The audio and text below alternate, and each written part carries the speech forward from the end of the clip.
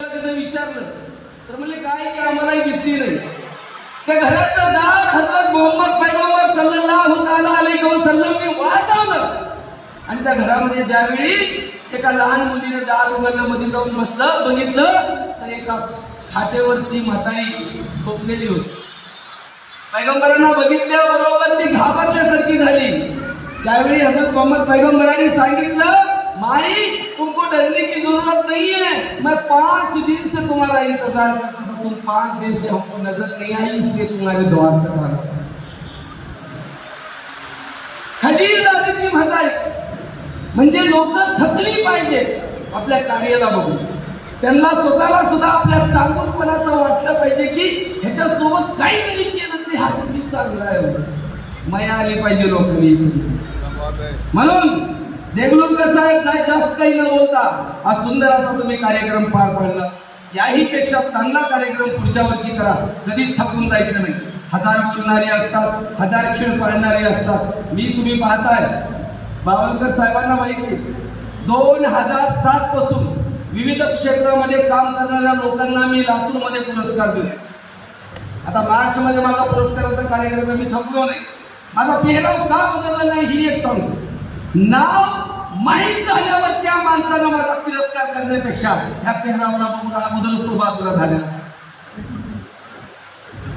कारण काही लोक काय होते माहितीये का, मुस्लिम समाजाचं नाव आल्यानंतर मुसलमान त्यापेक्षा ज्याला आमची आवड आहे ते आमच्या जवळ येतं. कारण आपको पता है इस वतन को आजाद करने के लिए अशफाकुल्लाह खान और राम प्रसाद बिस्मिल, भगत सिंग, राजगुरु, सुखदेव से पहले फांसी चढ़े. आज आमच्या ध्यानात भगत सिंग आहे, राजगुरु आहे, सुखदेव आहे आणि असायला पाहिजे.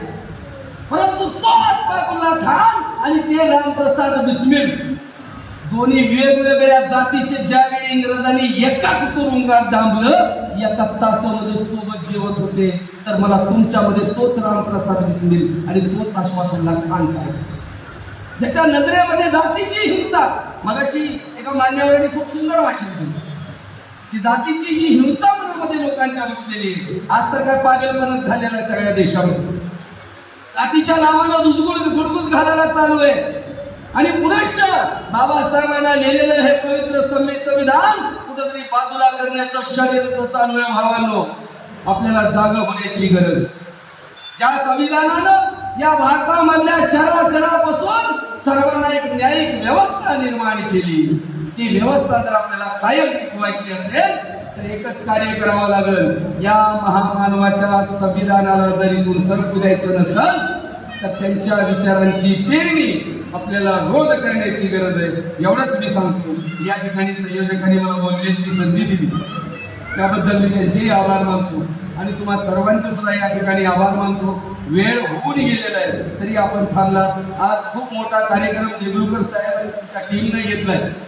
तुमच्यासोबत ज्या ज्या लोकांनी कष्ट घेतले या कामामध्ये त्या सर्वांना पुनश्च सोबत घेऊन चला. नव्या उमेदीनं, नव्या उभारीनं तुम्हाला मी या ठिकाणी मनपूर्वक शुभेच्छा देतो आणि माझे 2 शब्द याच ठिकाणी फुल स्टॉप देतो. जय भीम, जय भारत, जय संविधान. आभार.